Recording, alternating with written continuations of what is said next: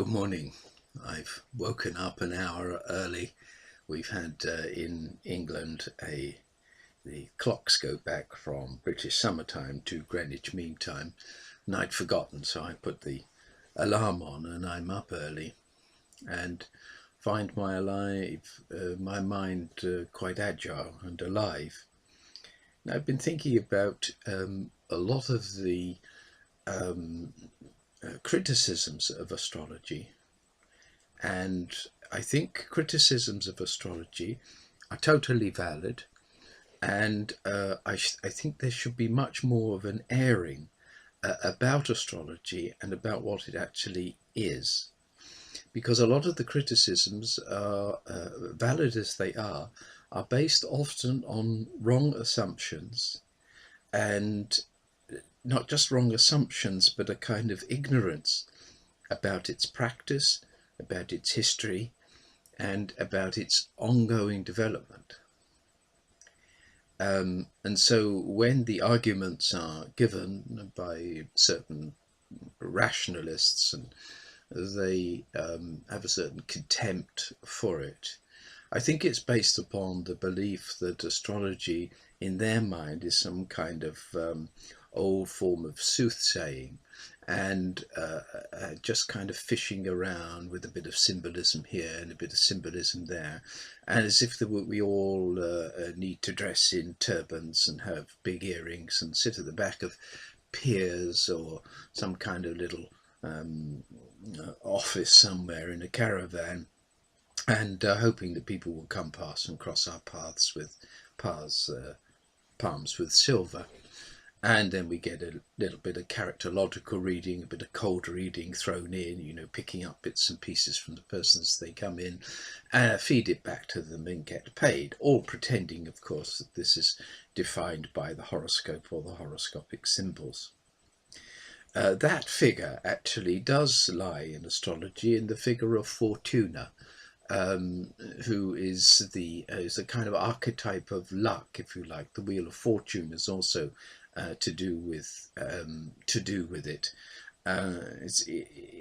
It's a figure, kind of secular priest, diviner type of figure, when no longer astrology was in the hands of the diviner priests, which aided kings and nations and so on of times long past, Babylonia, Mesopotamia.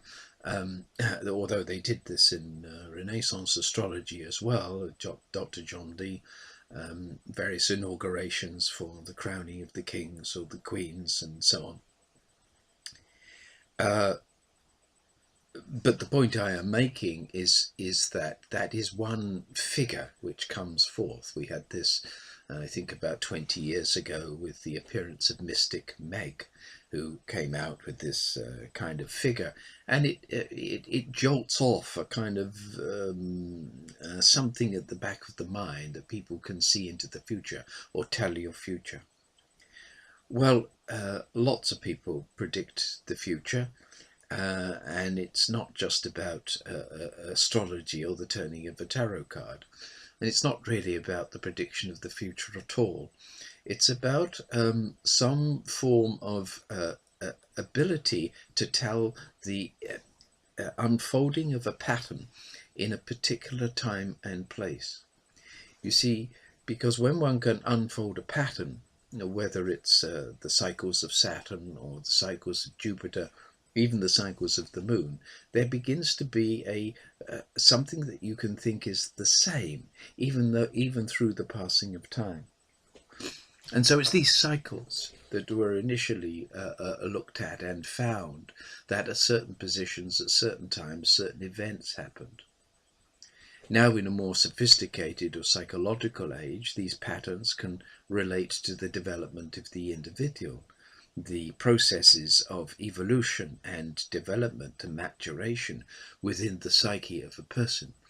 This is why over the past 30, 40 years there's been a psychological astrology, so-called, so that the person can look at their horoscope as a kind of mirror to their inner life, a mirror reflecting the patterns of the solar system in relation to the Earth.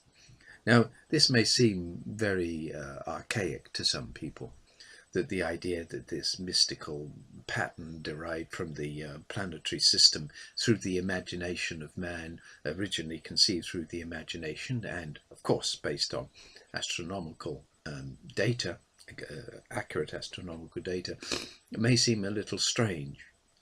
But in the next video, we're going to go into what actually happens between the left and the right hand side of the brain when rationality is brought to bear on image and symbol and mythology.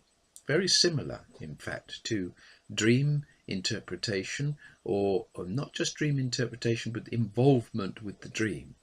The image of the drama of the dream, the image of the figures and the interwoven elements of people and situations in a dream all kind of conflate together to form a drama of some kind, which can be seen as a glimpse of the unfolding developments and processes in a person's mind.